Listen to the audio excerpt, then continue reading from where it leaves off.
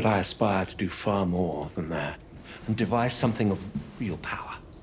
What is it you hope to craft?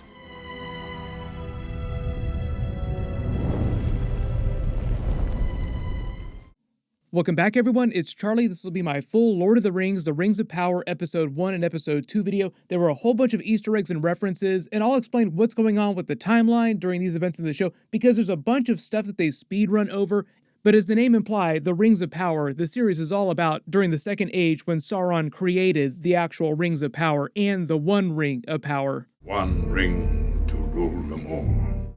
So be sure to subscribe to get all the episodes. There's going to be 8 episodes total during Season 1, and I believe part of the deal that Amazon had to sign to get the rights to actually do the show required them to do like up to 5 seasons, so I'm pretty sure that unless something really weird goes on, they will definitely do Season 2.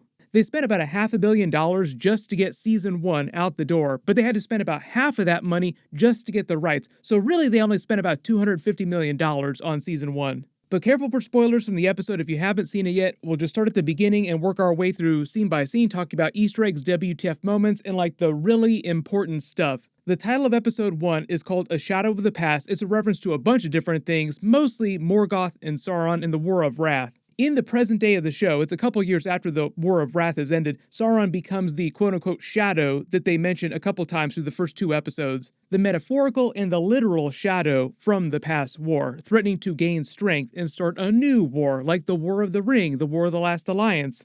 Like I said, the present day of the show is mostly during the Second Age. The Second Age only lasted for like a little over 3,400 years. Everything before that, like the First Age, the Year of the Trees, the prehistory, that's closer to like 20,000 years. So when I say they speed run through like the first 20,000 years of history or so, yeah, they really did speed run. I think that's for a couple different reasons. One, because they're just using it as a prologue, meant to be a mirror for the prologue in Fellowship of the Ring. Like, even though they obviously have a new version of Galadriel playing the character, it's also Galadriel doing the narration of the prologue, just like she did during Fellowship of the Ring. In the prologue itself is very similar to the prologue to Fellowship of the Ring. Like, it covers the last major war, like the last major conflict, and what happens right after that. The war they cover in Fellowship of the Ring in the prologue is the War of the Last Alliance. The Third Age begins like right after Sauron is defeated. At the beginning of this show, the First Age ends right after Morgoth is defeated. So when we're meeting the little girl version of Galadriel here, she's less than 100 years old. She was about 138 years old when the 2 trees were destroyed. When she says nothing is evil in the beginning, that's a reference to Morgoth himself because he wasn't created by Iluvatar as an evil being. The cosmic hierarchy of power within the Lord of the Rings universe works like this. So up at the top, you have the one true god of the universe, that's Iluvatar. Beneath him are the Valar. Those are like the lesser gods, but they're still gods. Morgoth was the most powerful of all those gods.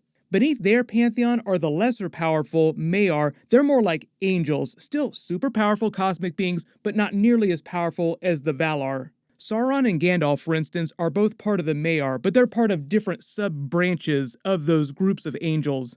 When you see the characters walking around on Middle-earth throughout the events of the movies, obviously the TV show now, they're basically like cosmic beings trapped in human form. It's sort of like the Star Wars reference, like when you become a Force ghost, you become way more powerful. They're way more powerful in their true cosmic forms. So like when Sauron and Gandalf are walking around on Middle-earth, they're like special cosmic rules that prevent them from using their full power. So what you see them using during the movies is like a fraction of their true power. And what Galadriel is narrating here is basically Morgoth turning evil because of his pride, and eventually seeking to rule over the world, and that leading to the destruction of the trees, the War of the Wrath, or the War of the Jewels as they call it, because it's the War of the Silmarils. A lot of that is covered during the events of the Silmarillion. The main events of this series during the Second Age is more about what Sauron does after all that, trying his own more subversive plan for taking over the world using the Rings of Power. They kind of brush over this during Galadriel's prologue here, but Sauron starts out as sort of like the chief lieutenant of one of the other greater gods serving Morgoth. So Sauron started out being like the underling's underling in a cosmic sense, like he wasn't even that close to Morgoth. Even though during the events of the movies, they make him seem like this really crazy cosmic big bad. Morgoth, his ultimate master, was way more powerful. But when Galadriel says there hadn't been a sunrise yet, that's actually meant to be taken literally, because originally all the light on the continent here, like when you see her running around in the field with her friends here, and there's light shining down on them, that's not coming from the sun. The light is coming from the 2 trees.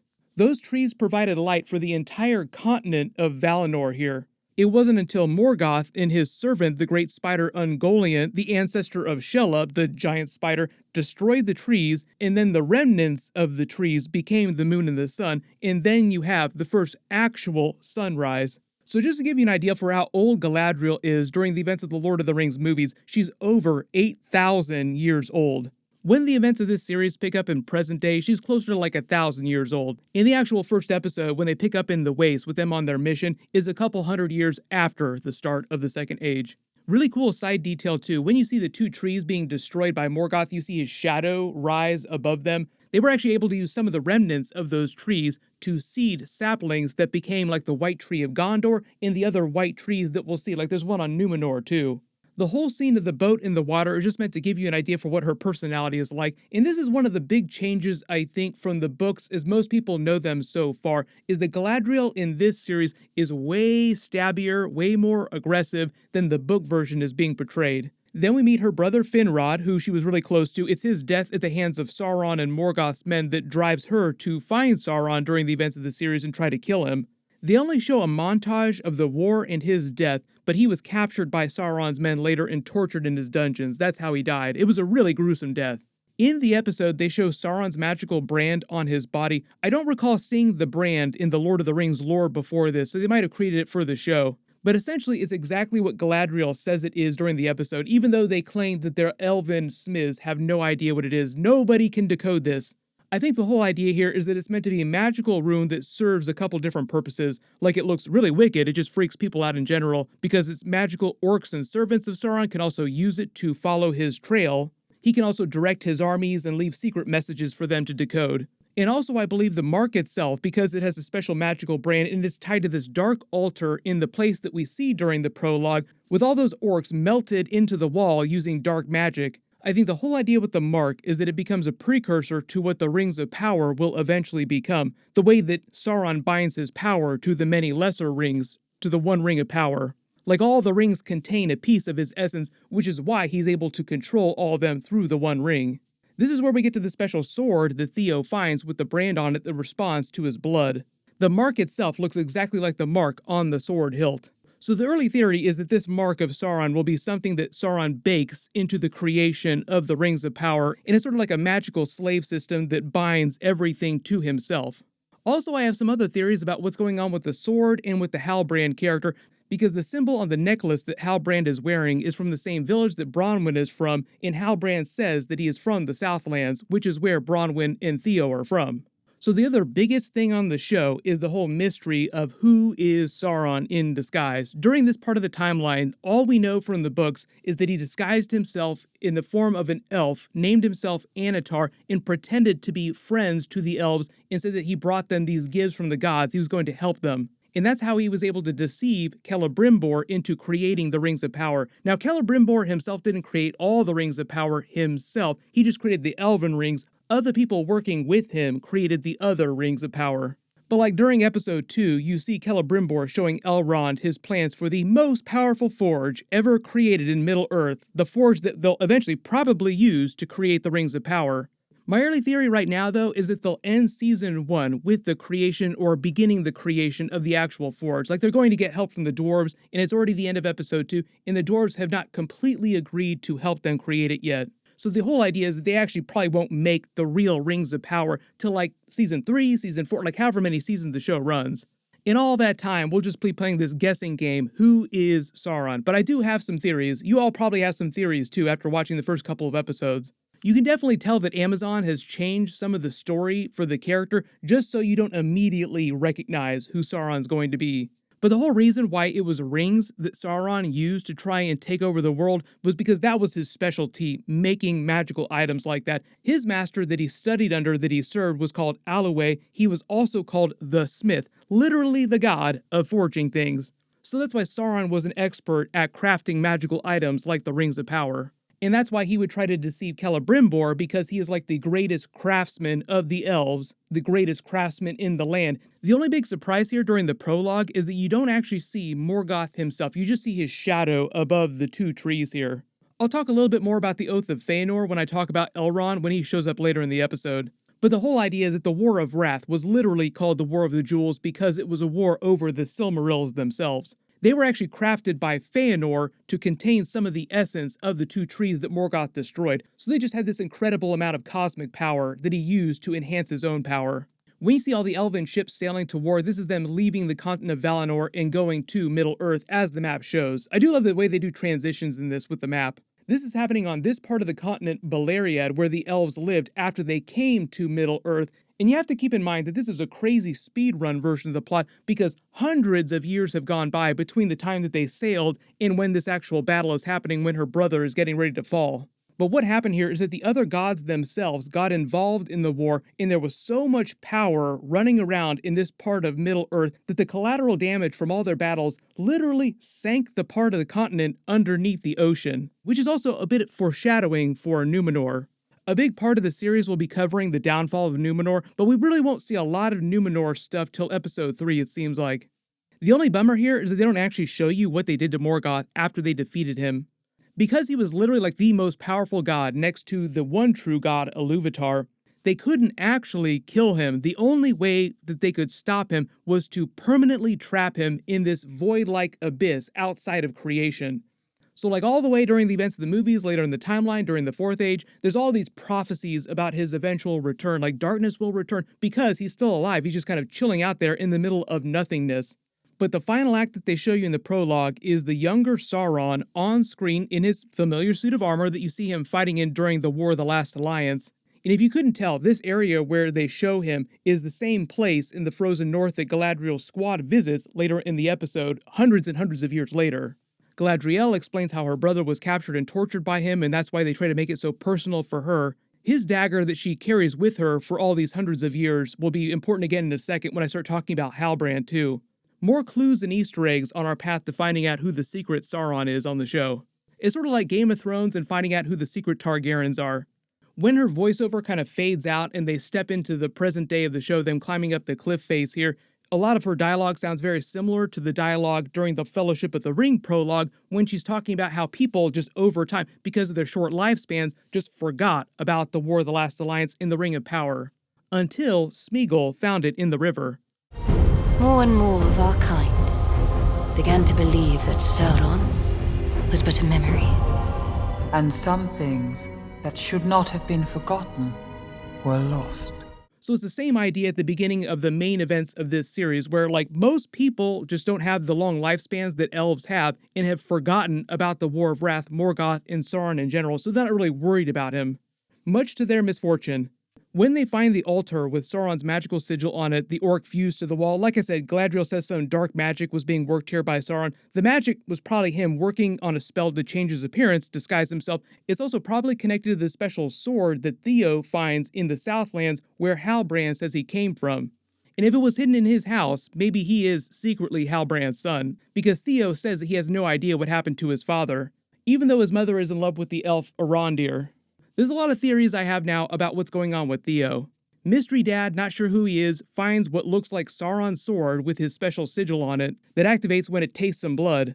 A lot of theories about whether or not Sauron could ever potentially have any illegitimate children. There aren't any children of his in the books that they ever speak of, but it is possible for Maer to have children with mortals and other people on Earth because one of the parents of Luthien, of the famous Baron in Luthien, one of Elrond's ancestors, was a Maer. But like I said, I think the whole idea with the sigil is that it's sort of like a precursor to what he'll bake into the Rings of Power, sort of like a Horcrux type of magical sigil. When she says that they were meddling with the powers of the unseen world, that's the Wraith world that you see when Frodo and Bilbo put the Ring of Power on. It's like a pure magical realm. They have the Snow Troll battle, just showing you some of Galadriel's skills with weapons. She'll have more fight scenes in future episodes, some of them more playful than others. Her officers betray her, wanting to go back to Lindon, putting down their swords, and you get a big swell up of this really cool music score. All the music for the series is being done by Bear McCreary, who most of you will probably remember from Battlestar Galactica or something else recently. He's done a bunch of really cool stuff. Then they reveal the Harfoots, and they're meant to be kind of like the show's version of Hobbits. So Harfoots are not characters from the books, like they invented them for the TV show, because the first Hobbits didn't appear on Middle-earth until the Third Age. The main character here, sort of like the Frodo of the series, is meant to be Nori. She's the one that eventually finds the Meteor Man. Lots of early theories about what's going on with him. He looks very much kind of like Gandalf, but Gandalf didn't come to Middle-earth until the Third Age, so obviously he's probably some other type of wizard. Maybe one of the blue wizards.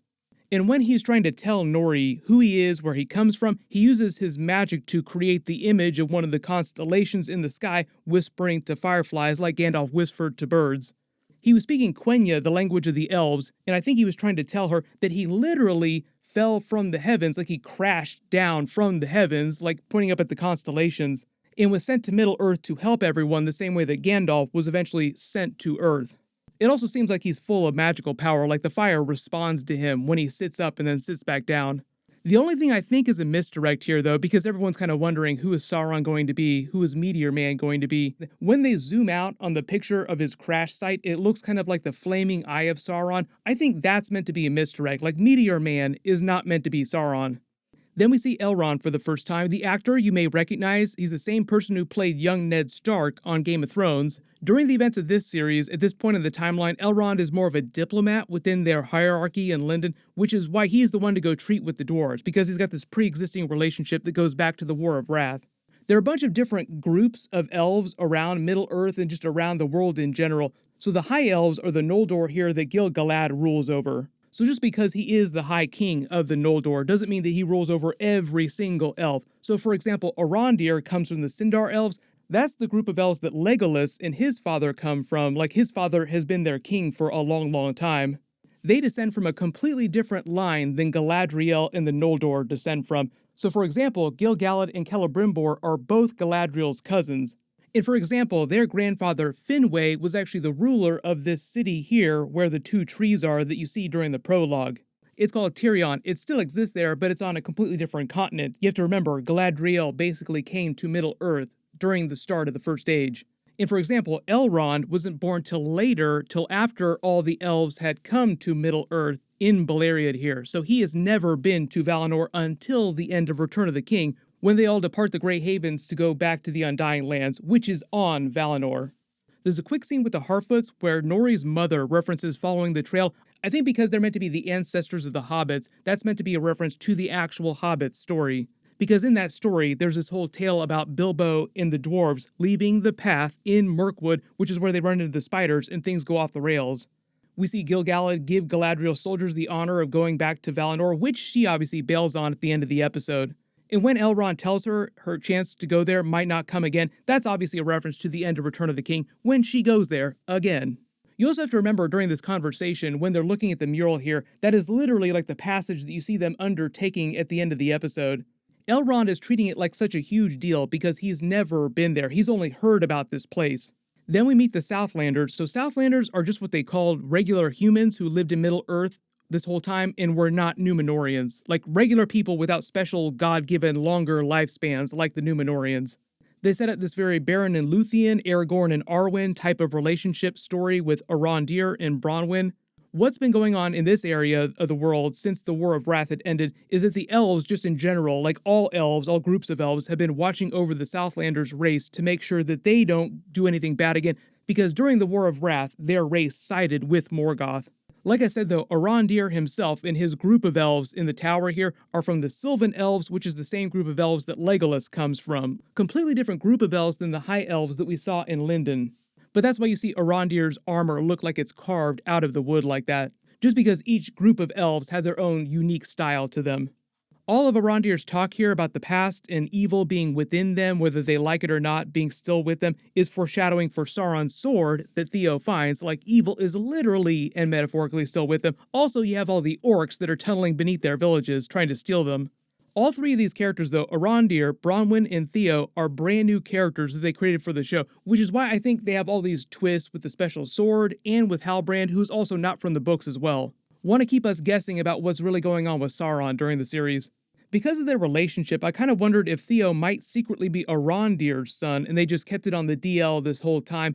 But there's a couple different things that could be going on with the character. He could actually be Halbrand's son, or he himself could just be like a young version of Sauron who's changed himself to look like that when the sword looks like that. I think the whole idea with the restoration of the sword, the blood, Sauron's symbol, his essence, has something to do with Sauron returning in true form.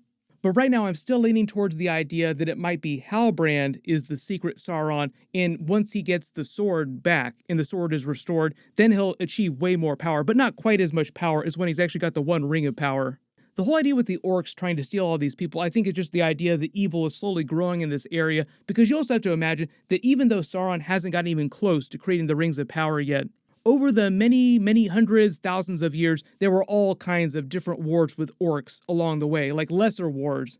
So there will be big battles on the show that don't have anything to do with Sauron himself yet. The whole idea right now is that Sauron has been trying to hide out for the last 100 years. But I think the whole idea with this sword, the sigil, binding his power to the sword itself and these other marks is sort of like his prototype for working on the Rings of Power and the way that the rings work. And when you look at the descriptions of Sauron during this period in the books, they say that he appeared to everyone as a friend, claiming to help them in creating the Rings of Power. Halbrand literally winds up saving Galadriel's life using the very dagger that she wants to use to kill him eventually, and that was on her brother's body when he was tortured and killed by Sauron. There's this weird chemistry between the two of them, so it seems like she kind of hates him right now, but she'll eventually grow to like him. Like something a little bit spicy is going on here. That just feels like something that Sauron would try to do, some trick he would try to pull. The whole idea is that it's supposed to be the person you least expect, like the nicest person ever. Oh, he could never be Sauron. He just saved my life. I'd be dead if it weren't for him. And when you actually look at Sauron's true form, this is actually a deleted scene from Return of the King, but this is what Sauron looks like in his original angelic form. He's supposed to be this really beautiful looking angel. So I think the whole idea is that they wanted to cast an attractive looking person as Sauron and someone you wouldn't suspect, which is also why they've changed some of the book plot behind what his name is and what he makes himself look like. So that all the book readers won't just point and be like, oh, it's the guy Anatar right there, because that's his name in the books. You can all let me know in the comments though, like who do you think is Sauron after the first couple of episodes? Who is he pretending to be? Remember, he's supposed to wash up looking like a friend, and he's also supposed to deceive the Numenorians, leading them to eventually invade Valinor, inviting the destruction from Iluvatar. And in this episode, Halbrand literally washes up on Numenor.